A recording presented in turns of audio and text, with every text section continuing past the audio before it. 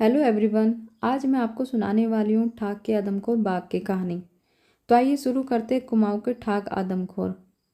कुमाऊँ की पहाड़ी और ऊंची ऊंची चोटियाँ जहाँ बादल पहाड़ों के पैरों में लेट जाते हैं।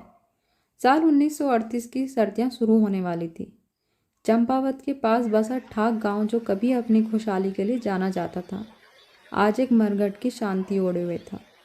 यहाँ की दीवारों पर अब काई नहीं बल्कि खौफ की परत जमी थी। यह कहानी किसी दानव की नहीं बल्कि प्रकृति के एक ऐसे योद्धा की है जो परिस्थितियों की मार से कातिल बन गया था। यह कहानी है ठाक के आदमखोर की, वो भागिन जिसने इंसानों को शिकार नहीं बल्कि अपना सर्वाइवल बना लिया था। पहाड़ी जीवन कठिन होता है। लकड़ी, पानी और चारे के लिए एक जंगल ही एकमात्र सहारा होता है। लेकिन अब वही जंगल काल बन चुका था। पहली घटना तब हुई जब एक घास काटती हुई महिला को बाघिन ने झपटे में ले लिया। कोई चीख नहीं, कोई शोर नहीं, बस घास की टोकरी वहीं पड़ी रह गई और महिला गायब हो गई। कुछ ही हफ्तों में ठाक गांव के रास्ते वीरान हो गए। लोग झुंड में निकलने लगे, हाथों में कुल्हाड़ी और मशाले लेकर। लेकिन वह आदमखोर बाघिन इंसानी चाल समझती थी। वह जानती थी कि कब हमला करना है और कब साए की तरह ओझल हो जाना है। सरकारी आंकड़ों के अनुसार उसने कई दर्जनों लोगों को मारा, लेकिन स्थानीय लोग कहते हैं कि वह संख्या कहीं ज़्यादा थी। कुमाऊं की पुकार नैनीताल तक जा पहुंची। जिम कॉर्बेट, जिनकी उम्र अब 63 साल हो चुकी थी, इस बार थोड़े हिचकिचा रहे थे। उनकी सेहत साथ नहीं दे रही थी।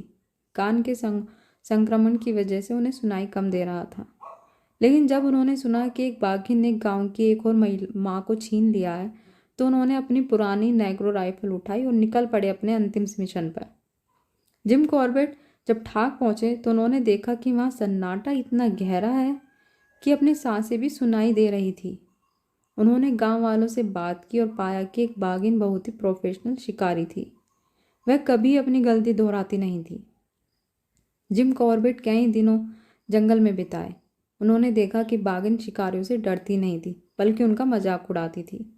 एक दोपहर जिम कॉर्बेट एक संकरी पगडंडी पर थे। अचानक उन्हें महसूस हुआ कि कोई उन्हें देख रहा है।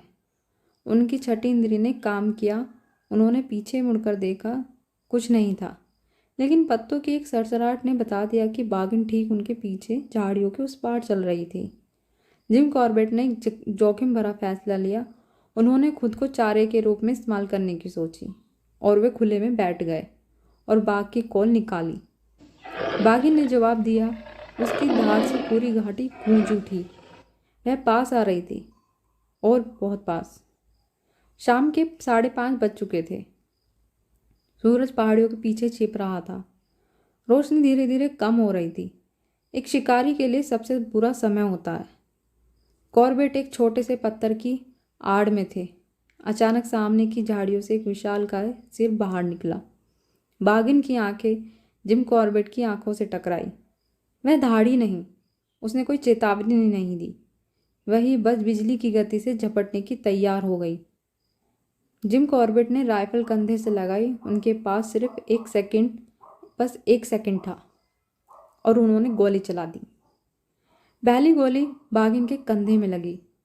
वह हवा में उछली और जिम कॉर्बेट से मात्र 20 फीट दूर जा गिरी। वह फिर उठी, घायल लेकिन और भी खतरनाक। जिम कॉर्बेट ने दूसरी गोली चलाई। इस बार गोली सीधे उसके मस्तक के पार हो गई। ठाक का आतंक अब मिट्टी में मिल चुका था। जब जिम कॉर्बेट ने मृतक बाघिन की जांच की तो उनकी आंखों में जीत की खुशी नहीं थी बल्कि एक अजीब सा दुख था। उन्होंने देखा कि बाघिन के दांत जड़ से टूट चुके थे और उसके शरीर पर पुराने जख्म थे। वह बूढ़ी और बीमार थी। वह आदमखोर अपनी मर्जी से नहीं बल्कि भूख और बेबसी के कारण बनी थी। जिम कॉर्बेट ने अपनी डायरी में लिखा, एक बाघिन जो अपनी पूरी शान के साथ जीती थी, उसका अंत एक कातिल के रूप में हुआ। यह जंगल का सबसे बड़ा न्याय और अन्याय दोनों है। इस घटना के बाद जिम कॉर्बेट ने फिर कभी किसी बाघ पर गोली नहीं चलाई। उन्होंने बंदूक छोड़कर कैमरा थाम लिया और भारत के पहले नेशनल पार्क की नींव रखने में मदद की। आज भी ठाक के जंगलों में जब हवा चलती है तो ऐसा लगता है जैसे वह बाघिन आज भी कहीं साए में खड़ी हुई है। यह कहानी हमें याद दिलाती है कि प्रकृति से संतुलन बिगड़ता है तो उसकी कीमत मासूमों को चुकानी पड़ती है। थाक का आदमखोर हमें सिखाता है कि प्रकृति में कोई भी जानवर बिना वजह हिंसक नहीं होता। जिम कॉर्बेट की यह कहानी आज भी हमें वन्य जीवों के प्रति सम्मान और साहस की प्रेरणा देती है। तो दोस्तों, ये थी हमारी आज की कहानी। कहानी अच्छी लगी हो तो वीडियो को लाइक ज़रूर करें। धन्यवाद।